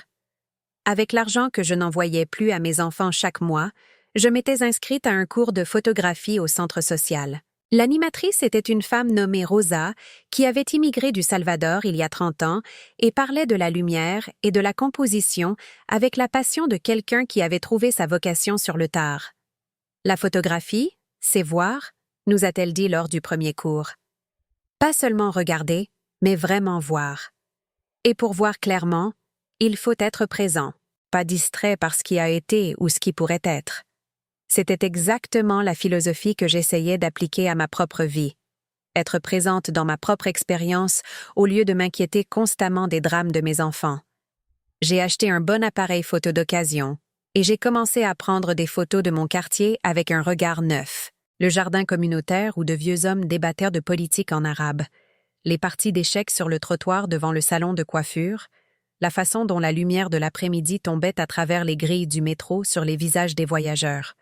Mon monde, qui m'avait semblé si petit et restreint quand j'étais concentrée sur les problèmes de mes enfants, semblait soudain riche de possibilités et de beauté. Un après-midi, Alors que je photographiais la fresque murale sur le côté de l'épicerie, une jeune femme m'a approchée. « Excusez-moi, vous êtes photographe ?»« Amateur, » ai-je dit. « J'apprends juste. »« Ma grand-mère habite dans cet immeuble, » a-t-elle dit, en montrant le complexe d'appartements en briques de l'autre côté de la rue. Elle a 93 ans et ne sort plus beaucoup, mais elle est toujours assise près de sa fenêtre à regarder la rue. Je voulais prendre des photos du quartier pour lui faire un livre photo de l'endroit où elle a vécu pendant 40 ans. Seriez-vous intéressé par un projet comme celui-ci? Sa grand-mère s'appelait Madame Chevalier, et elle s'est avérée être l'une des personnes les plus intéressantes que j'ai jamais rencontrées. Elle avait élevé 6 enfants seuls après la mort précoce de son mari, travaillé comme couturière pendant 40 ans, et avait des opinions bien arrêtées sur tout, de la politique locale aux meilleures méthodes pour cultiver des herbes sur un balcon. Elle m'a engagée pour documenter non seulement le quartier, mais aussi les histoires qui l'accompagnaient. Quel coin de rue avait les meilleures sessions de commérage, où les adolescents se rassemblaient pour s'entraîner à la danse? Quel bâtiment avait les fresques murales les plus intéressantes dans le hall? Pendant 6 semaines, j'ai passé mes après-midi à arpenter les rues avec mon appareil photo, à parler à des inconnus, à recueillir des histoires et des images qui peignaient le portrait d'une communauté dans laquelle j'avais vécu pendant des décennies, mais que je n'avais jamais vraiment vue. Madame Chevalier m'a payé 300 € pour le livre photo que nous avons créé ensemble, mais le vrai paiement a été le sentiment d'utilité que j'avais redécouvert. J'étais douée pour ça, pas seulement la photographie, mais le lien humain, la narration, la façon dont je pouvais mettre les gens à l'aise et capturer des moments qui comptaient. Pour la première fois depuis des années, je me sentais utile d'une manière qui n'impliquait pas de sacrifice. La nouvelle de mon projet photographique s'est répandue à travers le réseau de grand-mères et de commerçants du quartier. Madame Tran m'a commandé des portraits de toute sa famille pour le Nouvel An chinois. Le propriétaire du café grec m'a demandé de photographier la célébration de l'anniversaire de son restaurant. Je ne devenais pas riche, mais je construisais quelque chose qui m'appartenait entièrement. Une petite entreprise basée sur des compétences que je m'étais découvertes, des relations avec des gens qui appréciaient mon travail, un sentiment d'identité qui n'avait rien à voir avec le fait d'être la mère ou le distributeur de quelqu'un. 6 mois après la crise du logement de Sophie, j'ai reçu un appel de Mathieu. C'était la première fois que nous nous parlions depuis ma croisière et je pouvais entendre la nervosité dans sa voix. « Maman, comment vas-tu? »« Je vais bien, merci.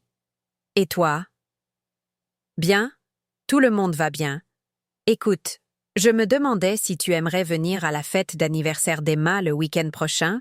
Elle va avoir 12 ans et elle a spécifiquement demandé si mamie Hélène pouvait venir. Ma petite fille avait demandé ma présence spécifiquement. L'invitation n'était pas filtrée par Valérie ou offerte à contre-cœur comme une obligation. Emma voulait vraiment que je sois là.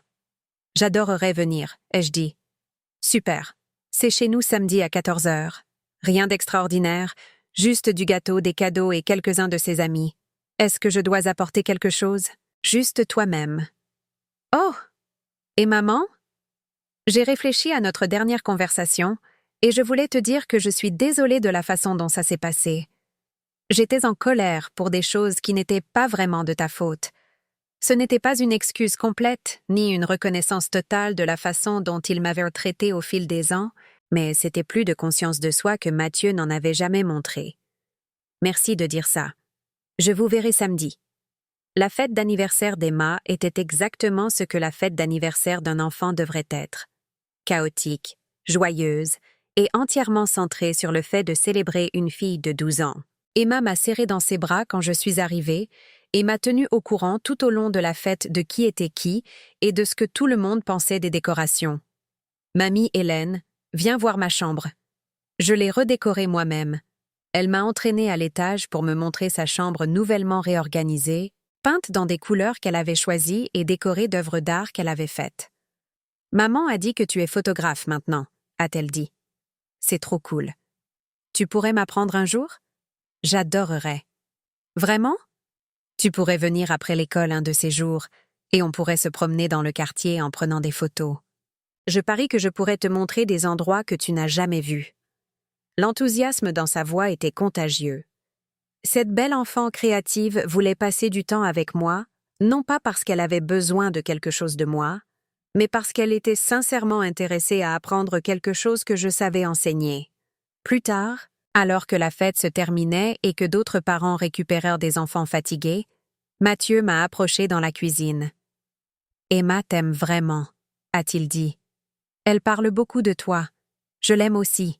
C'est une enfant merveilleuse. Je sais que nous n'avons pas été très bons pour garder le contact, et je sais que c'est surtout de ma faute.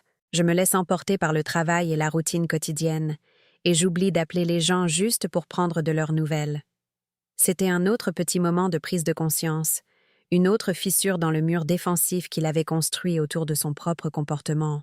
« Je comprends que la vie soit chargée, » ai-je dit. « Mais ça signifierait beaucoup pour moi si tu appelais de temps en temps. Pas quand tu as besoin de quelque chose, juste pour parler. J'aimerais ça aussi. » « Et maman? J'ai entendu parler de ton entreprise de photographie. C'est vraiment génial. Je suis fière de toi d'avoir essayé quelque chose de nouveau. Fière de moi. » Mon fils de 47 ans était fier de moi pour avoir poursuivi mes propres intérêts. C'était un étrange renversement de la dynamique parent-enfant traditionnelle, mais cela semblait sincère d'une manière que nos interactions n'avaient pas été depuis des années. En rentrant de cette fête, j'ai réalisé que mon retrait du soutien financier n'avait pas détruit mes relations avec mes petits-enfants comme Sophie l'avait menacé. Au contraire, cela avait créé un espace pour des liens plus authentiques, basés sur une affection sincère, plutôt que sur l'obligation. Emma voulait apprendre la photographie avec moi parce qu'elle trouvait ça intéressant, pas parce que ses parents l'avaient forcée à passer du temps avec la grand-mère qui payait pour des choses. Notre relation était basée sur la curiosité et l'affection mutuelle, ce qui la rendait plus enrichissante pour nous deux. 2 semaines plus tard, j'ai reçu un autre appel surprise, cette fois de Sophie. « Maman, j'ai réfléchi à notre dernière conversation, et je réalise que je te dois des excuses. Je me suis préparée à une autre manipulation déguisée en contrition, mais quelque chose dans sa voix semblait différent. J'ai trouvé une thérapeute, a-t-elle poursuivi, et nous avons parlé des dynamiques et des schémas familiaux. Elle m'a aidée à voir des choses que je ne voyais pas avant. Comme quoi? Comme la façon dont j'ai appris à résoudre mes problèmes en te demandant de les résoudre pour moi. Et comment cela m'a probablement empêché d'apprendre à les résoudre moi-même. C'était la première fois que je l'entendais prendre la responsabilité du schéma plutôt que de simplement s'excuser pour mes sentiments à ce sujet.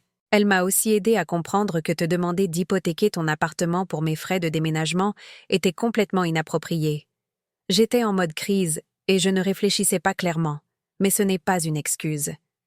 J'ai attendu, ne sachant pas comment répondre à cette responsabilité inattendue. J'ai géré ma situation de logement moi-même, comme tu as dit que je pouvais le faire.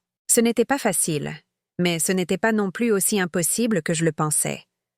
J'ai trouvé des colocataires, j'ai pris un travail le week-end, et j'ai déménagé à Montreuil. En fait, je suis plus heureuse avec ma situation de logement maintenant qu'avant. Je suis contente que ça se soit arrangé. Le truc, c'est que j'ai réalisé que chaque fois que tu résolvais un problème pour moi, tu m'empêchais de découvrir que je pouvais le résoudre moi-même. Je pensais que j'avais besoin de toi parce que tu me sauvais toujours, mais ce dont j'avais réellement besoin, c'était d'apprendre que je n'avais pas besoin d'être sauvée. Ce niveau de perspicacité était totalement inattendu de la part de la fille qui m'avait accusée de lésion cérébrale pour avoir fixé des limites financières. Ta thérapeute semble très sage. Elle l'est. Elle m'a aussi aidée à comprendre autre chose. Je n'ai jamais appris à avoir une relation normale avec toi parce que notre relation a toujours été basée sur mes besoins et tes fournitures. Je ne sais pas vraiment comment être simplement ta fille sans demander quelque chose. L'honnêteté était surprenante et rafraîchissante. Mais j'aimerais apprendre, si tu es prête à m'enseigner. J'aimerais essayer d'avoir une relation basée sur le fait de se soucier réellement l'un de l'autre, au lieu de simples transactions financières. J'ai senti un frémissement du vieil espoir. Mais cette fois, il était tempéré par la prudence. À quoi cela ressemblerait-il? Ai-je demandé. Je ne sais pas exactement. Peut-être qu'on pourrait commencer par t'appeler une fois par semaine, juste pour voir comment tu vas. Pas pour demander quelque chose, juste pour parler. Et peut-être que je pourrais venir te voir parfois sans qu'il y ait une occasion ou une crise. J'aimerais ça. Et peut-être que tu pourrais me parler de ton entreprise de photographie. J'ai vu certaines de tes photos sur la page Facebook de Madame Tran, et elles sont vraiment magnifiques. Je n'avais aucune idée que tu étais si artistique. Madame Tran avait mis mes photos sur Facebook. L'idée m'a fait sourire. J'adorerais te montrer mon travail. Bien. Es-tu libre pour déjeuner ce week-end? C'est moi qui invite, et pas d'autre ordre du jour que de passer du temps ensemble. Nous avons prévu de nous retrouver dans un petit restaurant de Montreuil, le restaurant grec où Maria et moi avions nos rendez-vous café du mardi. Cela semblait symboliquement approprié. Présenter ma fille à un espace qui représentait ma nouvelle vie indépendante. Le déjeuner s'est mieux passé que je n'osais l'espérer. Sophie a posé des questions sur ma photographie, m'a parlé de son travail et de sa thérapie, et semblait sincèrement intéressée par mes réponses. Pendant 2 heures, nous avons parlé comme 2 adultes qui appréciaient la compagnie de l'autre plutôt que comme une mère et une fille piégées dans des schémas dysfonctionnels. Elle n'a pas demandé d'argent une seule fois. Quand nous nous sommes étreintes pour nous dire au revoir devant le restaurant, c'était différent des embrassades superficielles que nous avions échangées pendant des années. Il y avait de la chaleur, de l'attention, et ce qui semblait être une affection sincère. « Je t'aime, maman », a-t-elle dit. Et je suis désolée qu'il m'ait fallu si longtemps pour comprendre comment le montrer. En rentrant chez moi après ce déjeuner, j'ai réfléchi à l'étrange voyage qui m'avait amenée à ce moment. Être heurtée par cette voiture avait été traumatisant et douloureux, mais cela avait aussi brisé quelque chose en moi qui avait besoin d'être brisé. Mon acceptation des mauvais traitements déguisés en obligations familiales. Les mois de convalescence m'avaient donné le temps d'examiner mes relations sans la distraction de la gestion de crises constantes. Les limites financières que j'avais fixées avaient forcé mes enfants à affronter leurs propres capacités au lieu de compter sur mon sauvetage constant. Et l'espace que j'avais créé en me retirant de mon rôle de solutionneuse de problèmes perpétuels avait laissé place à l'émergence de différents types de relations. Sophie apprenait à être une fille au lieu d'être simplement une bénéficiaire de services maternels. Mathieu apprenait à me voir comme une personne avec mes propres intérêts au lieu d'être simplement une ressource pour les besoins de sa famille. Emma apprenait à me connaître comme une personne avec des compétences à enseigner plutôt que simplement la grand-mère qui arrivait avec des cadeaux d'anniversaire. Je devenais une personne au lieu d'être simplement une fonction. La transformation n'était pas complète, et je savais qu'il y aurait encore des défis à venir. Les vieux schémas ne disparaissent pas du jour au lendemain, et la tentation de retomber dans le mode de prise en charge serait toujours là. Mais j'avais appris quelque chose d'inestimable. Je valais la peine d'être soignée, protégée, d'investir en moi. Mes besoins comptaient autant que ceux de n'importe qui d'autre. Mes rêves méritaient d'être financés autant que les crises des autres. 1 an après l'accident, j'étais assise dans mon café préféré avec Maria, lui montrant des photos de mon dernier projet, une série de portraits d'immigrés âgés de notre quartier, quand mon téléphone a sonné. C'était Sophie, qui appelait pour notre conversation hebdomadaire. « Salut maman, comment s'est passée ta journée? » « Bien. J'ai terminé le projet de portrait de la famille Chevalier et j'ai pris un café avec Maria. Et ta journée? Chargée mais bonne. J'ai aidé ma colocataire à déplacer des meubles et j'ai vraiment cuisiné le dîner au lieu de commander à emporter. Petite victoire, n'est-ce pas? Nous avons parlé pendant 20 minutes de choses ordinaires, le travail, le temps, un livre qu'elle lisait, un documentaire que j'avais regardé. C'était le genre de conversation dont j'avais rêvé pendant toutes ces années, où chaque appel téléphonique était une demande ou une urgence. « Oh, avant que j'oublie, » a dit Sophie, « l'école d'Emma organise une exposition de photos le mois prochain et elle a soumis certaines des photos que tu l'as aidée à prendre. Elle en est très fière. Voudrais-tu venir au vernissage? J'adorerais. » Super. Et maman? Je sais que je l'ai déjà dit, mais je suis vraiment reconnaissante pour tout ce que tu as fait pour moi au fil des ans. Pas seulement l'argent, mais tout. La façon dont tu m'as élevée, les valeurs que tu m'as enseignées, l'amour que tu m'as montré même quand je ne le montrais pas en retour. Tu le montres maintenant. C'est ce qui compte. Après avoir raccroché, je suis restée assise au café un peu plus longtemps, observant le rythme familier de mon quartier à travers les grandes fenêtres. Les gens se dépêchant de rentrer du travail, les enfants jouant dans le petit parc de l'autre côté de la rue, les hommes âgés rassemblés autour des échiquiers, les femmes bavardant en petits groupes pendant que leurs petits-enfants nourrissaient les pigeons. C'était ma vie, pas la vie que j'avais prévue quand j'étais jeune, pas les relations familiales dont j'avais rêvé, pas la sécurité financière que j'avais espéré atteindre. Mais c'était une bonne vie, remplie de liens sincères, d'un travail significatif et du genre de paix qui vient quand on sait qu'on compte pour soi-même. J'ai pensé à ce texto que Sophie avait envoyé depuis la journée spa de sa belle-mère. « Tu me dis si elle meurt. » À l'époque, cela m'avait semblé la réponse la plus cruelle possible à ma crise. Mais maintenant, je pouvais le voir différemment. Ce message avait été le signal d'alarme dont j'avais besoin. Il m'avait montré exactement à quel point je comptais peu pour les gens pour qui j'avais vécu, et il m'avait forcé à décider si j'allais continuer à accepter ce traitement ou exiger quelque chose de mieux. D'une manière étrange, cela avait été le début de ma libération plutôt que la confirmation de mon abandon. J'ai fini mon café et j'ai rassemblé mon matériel photo, prévoyant de me promener dans le jardin communautaire avant que la lumière ne baisse. Je travaillais sur une histoire sur l'agriculture urbaine et le soleil de fin d'après-midi serait parfait pour capturer la façon dont il filtrait à travers les plants de tomates et les vignes de haricots. Alors que je rentrais chez moi à travers les rues familières de Montreuil, passant devant l'épicerie où j'avais raccroché au nez de Sophie pour la première fois, devant l'arrêt de bus où j'avais été heurtée par cette voiture, devant tous les endroits ordinaires qui avaient été témoins de ma transformation, j'ai ressenti quelque chose que je n'avais jamais connu en 73 ans. Je me sentais libre. Libre du cycle sans fin de crise et de sauvetage qui avait défini mes relations avec mes enfants. Libre de la culpabilité de faire passer mes propres besoins en premier. Libre de la peur que fixer des limites me laisserait seule et mal aimée. Je n'étais pas seule.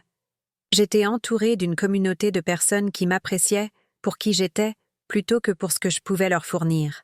Et je n'étais pas mal aimée. J'apprenais, enfin, à m'aimer. La femme qui gisait sur cet asphalte froid il y a 1 an, brisée et saignant pendant que son téléphone vibrait d'une indifférence cruelle, avait disparu. À sa place se trouvait quelqu'un de plus fort, de plus lucide et plus en paix que je n'aurais jamais cru possible. Quelqu'un qui avait appris que l'acte le plus radical qu'une mère puisse accomplir est de choisir de compter pour elle-même. En y repensant maintenant, je vois que chaque moment douloureux de ce voyage était nécessaire. L'accident qui m'a forcé à affronter mon isolement, le texto cruel qui a brisé mes illusions, les limites financières qui ont révélé la vraie nature de mes relations, les mois solitaires de convalescence qui m'ont appris la différence entre la solitude et l'abandon. Tout cela m'avait conduite à ce moment, marchant dans mon quartier avec mon appareil photo et ma liberté retrouvée, rentrant chez moi dans un appartement qui m'appartenait entièrement. Vous êtes-vous déjà retrouvé dans une situation similaire? Avez-vous déjà réalisé que vous donniez tellement de vous-même qu'il ne restait plus rien pour vous? Avez-vous déjà eu à choisir entre être aimé et être respecté? J'adorerais lire votre histoire dans les commentaires ci-dessous. Si mon histoire vous a touché, ou si vous pensez qu'elle pourrait aider quelqu'un d'autre qui se débat avec des dynamiques familiales similaires, veuillez envisager d'aimer cette vidéo et de vous abonner à ma chaîne. Parfois, partager nos histoires est le seul moyen de nous rappeler que nous ne sommes pas seuls et que nous méritons tous mieux que de nous contenter de miettes d'amour en échange de nos vies entières. N'oubliez pas, vous comptez. Vos besoins comptent. Vos rêves comptent. Et il n'est jamais trop tard pour commencer à vivre comme s'ils comptaient.